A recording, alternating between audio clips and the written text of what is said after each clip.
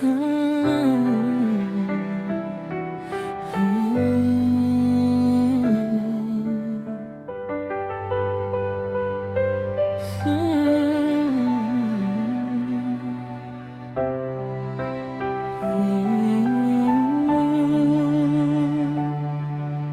lupang hinubog ng paninindigan, ako'y umusbong na tila walang pangalan.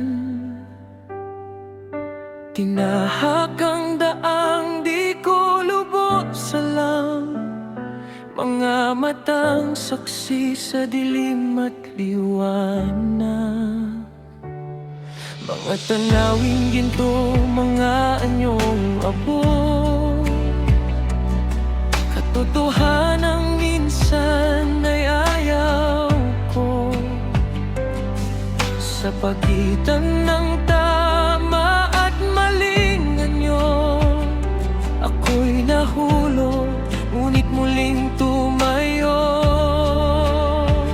May tinig sa loob na di may paliwanag, tahimik ngunit mas matalim sa kaban. Sa bawat tukso na pilit kumakapit, isang liwanag ang aking sinasapit. Ako'y hinubog ng unos at habag, sa likod ng sakit may lihim na biyaya. Kahit tingit ang aking nilalakaran, kapayapaan ang aking patutunguhan. Hindi ako akin, may gumagabay sa dilim ng mundo. Siyang tanglaw sa bawat hakbang na halos bumigay. Ang Diyos ang lakas ng aking buhay.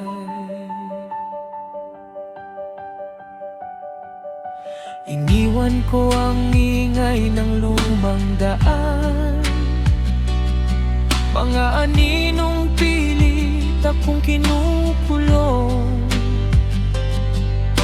Lumakad mag-isa sa bagong umaga, ngunit bakit ang dilim ay sumusunod?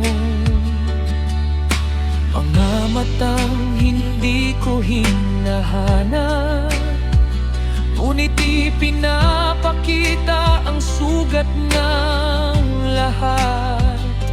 Parang pasan ko ang bigat ng sanlibutan, habang hinahanap ang katahimikan. Sumugal sa unos, di umatras sa laban, tinanggap ang hirap bilang kasangkapan. Sa bawat sugat, aral ang kapalit.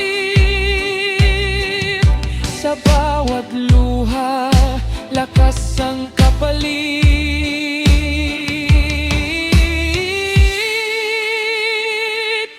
Kung ako man ay naging matatag, hindi dahil ako'y walang pagkatakot, kundi dahil may isang di nakikita na humawak sa akin sa bawat yugto.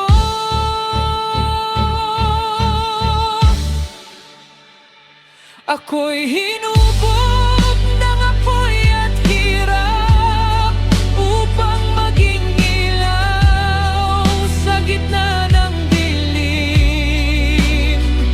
Kahit ang mundo'y punong-puno ng pilit, pinili kong manatiling matuwid. Iisa ang kakampi sa bawat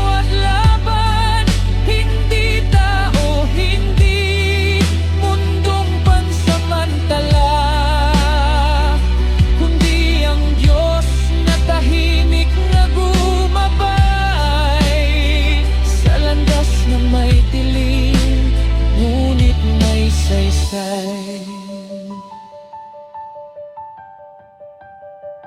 Kung ang kapayapaan ay bunga ng sakit, at ang liwanag ay dumaan sa dilim, kung ang buhay ko'y isang palaisipan, ang sagot ay siya na sa akin ay nagmahal nang walang hanggan.